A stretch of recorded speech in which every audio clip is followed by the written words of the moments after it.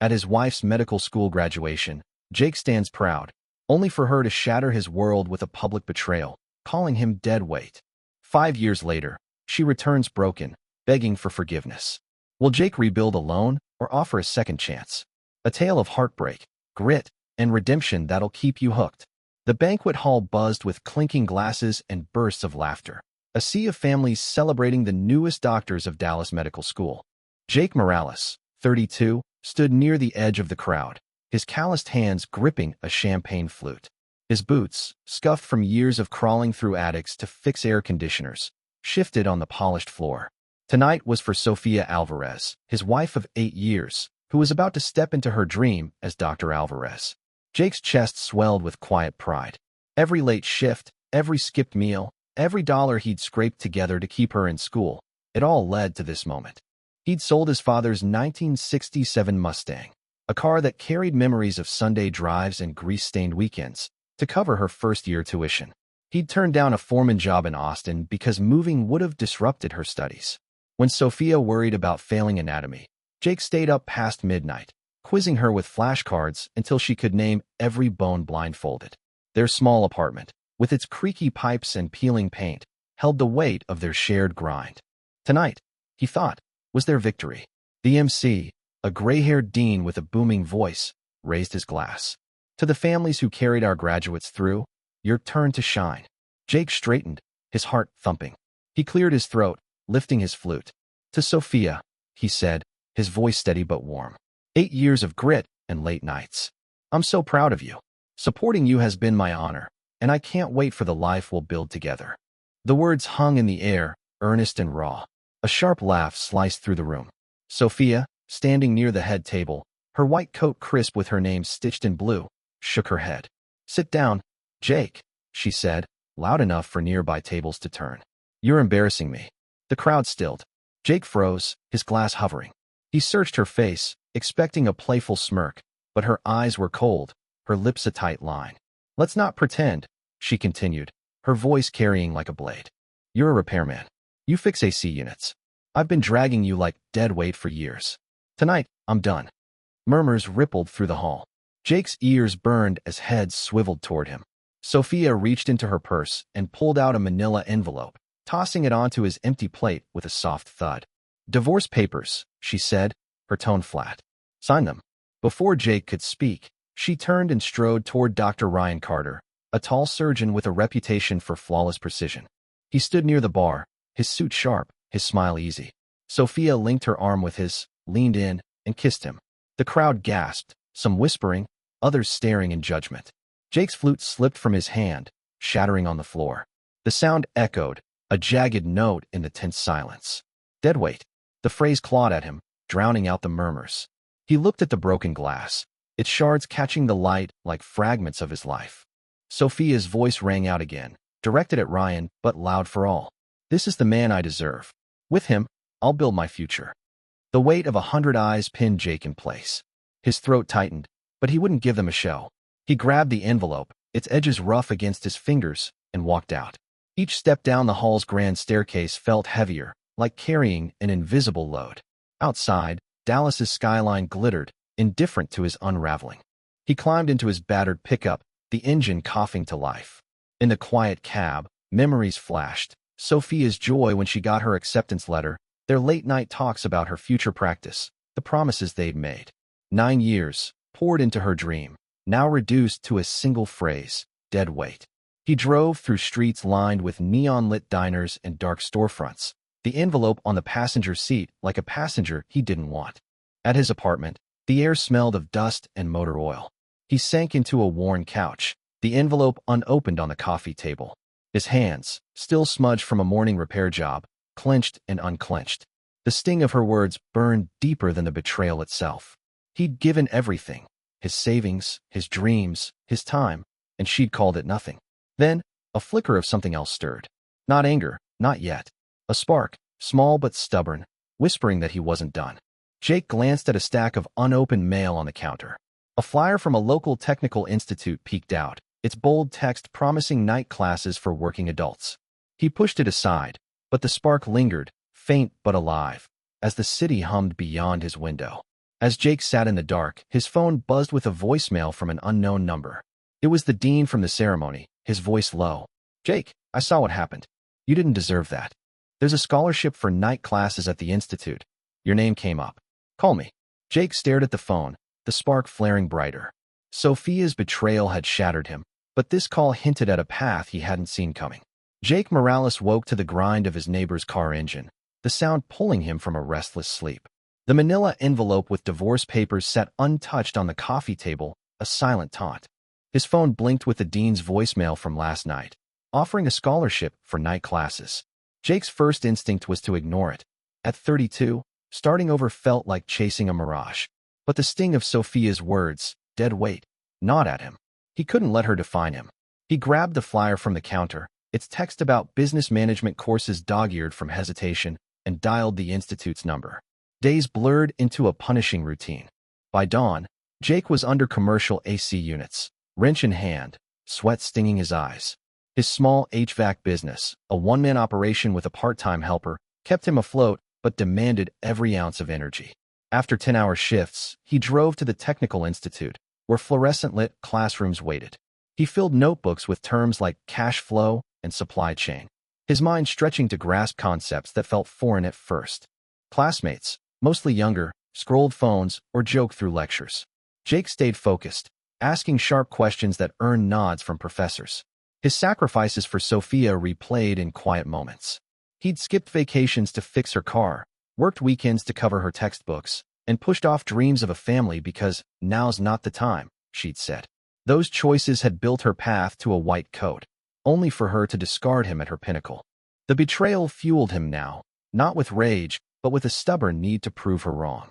His first course ended with a certification in small business operations, a thin certificate he tucked into a folder like a shield.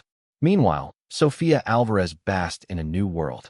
She and Dr. Ryan Carter lived in a sleek Houston penthouse, where she hosted dinners for his surgeon colleagues.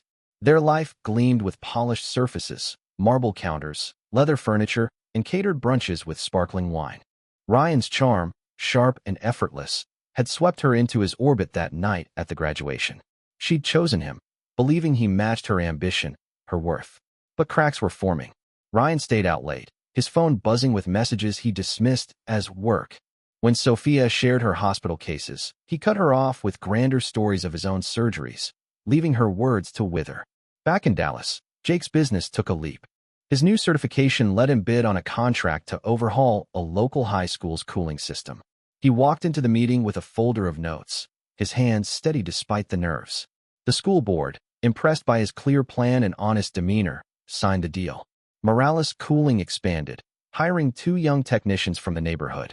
Jake trained them himself, teaching them to troubleshoot compressors with the same precision he'd learned through years of grit.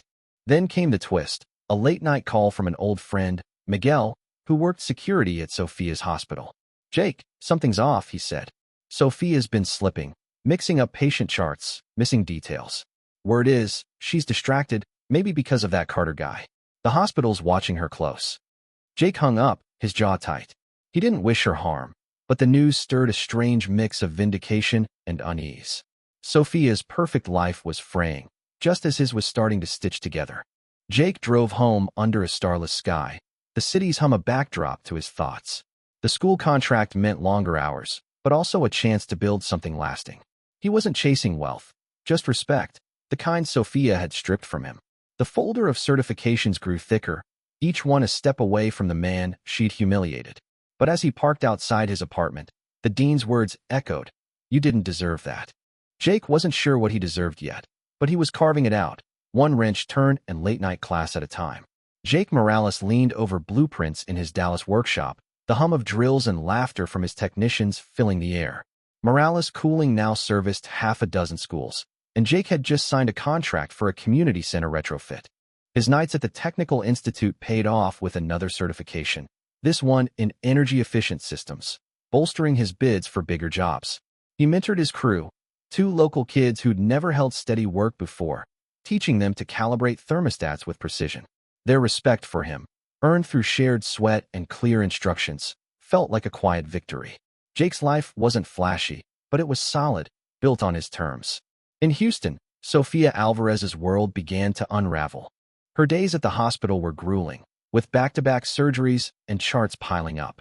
She'd once thrived under pressure, but now her focus wavered. Ryan Carter's late nights grew more frequent, his excuses thinner. He'd brush off her questions with a wave, muttering about her schedules, but she caught him texting during their rare dinners, his screen angled away. When she shared a breakthrough in a patient case, he'd interrupt with a story of his own, his voice drowning hers. Sofia started to shrink in his presence, her confidence eroding. One morning, in the sterile glare of an operating room, Sofia's hand faltered during a routine appendectomy. The scalpel nicked an artery, and blood pooled faster than she could react. Alarms blared. A nurse gasped, and Sofia's hands shook as she tried to clamp the vessel. Another surgeon stepped in, stabilizing the patient, but the damage was done. The patient survived, but the incident triggered a review. Sofia sat through meetings with hospital administrators, their questions sharp and unrelenting. They dug into her records, uncovering small oversights, wrong dosages, incomplete notes that had slipped through under stress. The word malpractice hung in the air, heavy and final. Back in Dallas, Jake's phone buzzed with a call from a city council member. Morales Cooling had won a bid to maintain HVAC systems for a new library, a project that would cement his reputation. He celebrated quietly, buying his crew pizza and sketching plans late into the night. His apartment, once a reminder of loss, now felt like a base for something bigger. He kept the divorce papers in a drawer, signed but unfiled, unsure why he hadn't sent them yet. Maybe it was habit, or maybe it was the faint hope that Sofia might see what she'd thrown away. In Houston, Sofia's reckoning arrived. The hospital's review board called her in, their faces grim. They cited a pattern of errors, each minor on its own but damning together. Her license was suspended pending a full investigation. She left the meeting, her white coat folded over her arm, and drove to the penthouse. Ryan was waiting, a glass of bourbon in hand. "I heard," he said, his tone flat. "I can't tie myself to this. My career's on the rise, Sofia. You're a liability now." By morning, his clothes were gone, his key on the counter. Sofia stood alone, the silence of the empty penthouse louder than any argument. Then came the twist. A colleague from the hospital, a nurse who'd seen Sofia's struggle, slipped her a note. It was an address for a Dallas community center where Jake was overseeing a cooling system install. "He's doing well," the nurse said softly. "Maybe it's time to talk." Sofia clutched the note, her hands trembling not from surgery, but from shame. She'd built a life on ambition, only to watch it crumble. Jake, the man she'd called a burden, was thriving. The realization hit like a pulse, urging her toward a confrontation she wasn't ready for but couldn't avoid. Jake Morales stood in the community center's mechanical room, checking the new HVAC system's airflow. His company, Morales Cooling, now employed 5 technicians, and their work kept Dallas schools and public buildings humming through brutal summers. The library contract had brought steady referrals, and Jake's name carried weight in local business circles. He'd bought a modest house on the city's east side, a fixer-upper he was wiring himself on weekends. Each repaired outlet, each sealed duct, felt like laying bricks in a new foundation. The divorce papers, still unsigned in a drawer, were a fading echo of a life he no longer recognized. In Houston, Sofia Alvarez packed her life into 2 suitcases. The penthouse lease, in Ryan's name, was up, and she couldn't afford it alone. Her medical license suspension left her jobless, and the hospital's cold dismissal, forms signed, badge surrendered, stung like a wound that wouldn't close. She took a barista job at a corner diner, where the smell of burnt coffee and grease clung to her. The work was steady but humbling, each order a reminder of how far she'd fallen.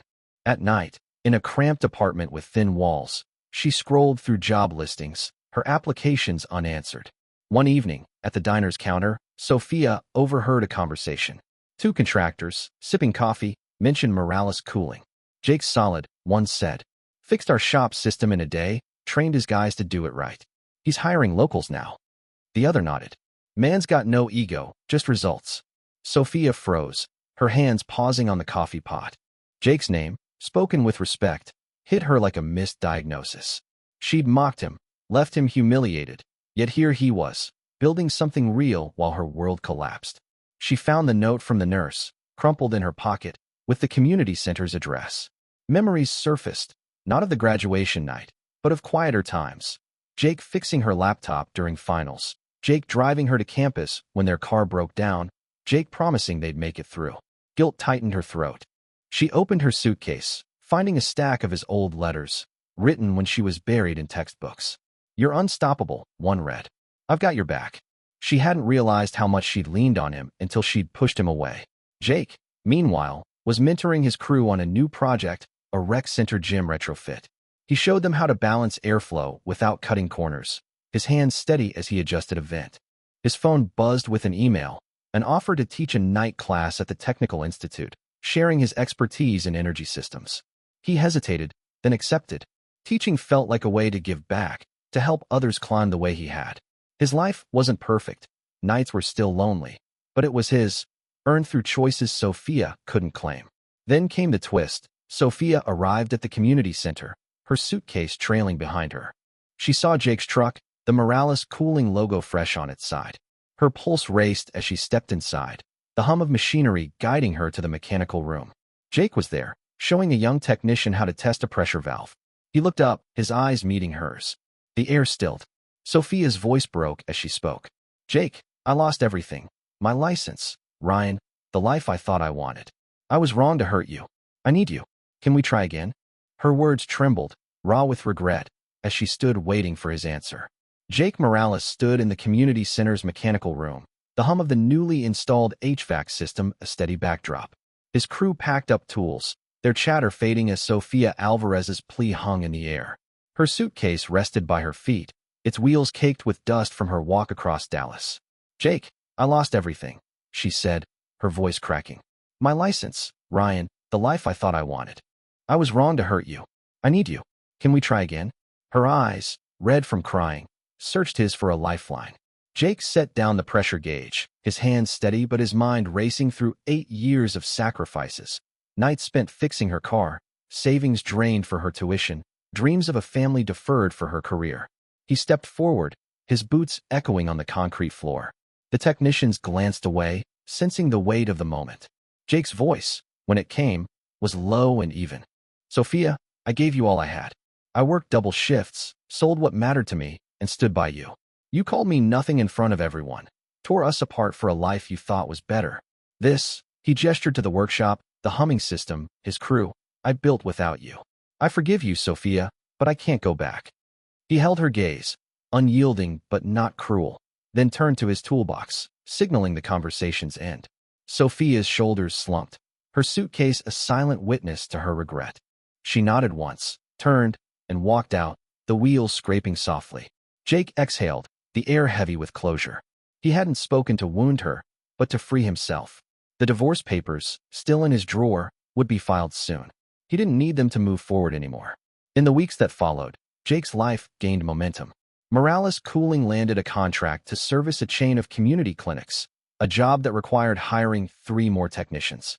He trained them with the same care he'd shown his first crew, teaching them to diagnose system failures with precision. His night classes at the Technical Institute began, where he shared practical tips with working adults chasing their own certifications. Their questions, sharp and eager, reminded him of his own hunger to learn after Sophia's betrayal. Each lesson felt like paying forward the chance he'd been given. Sophia, back in Houston, moved into a smaller apartment, the diner job her only anchor.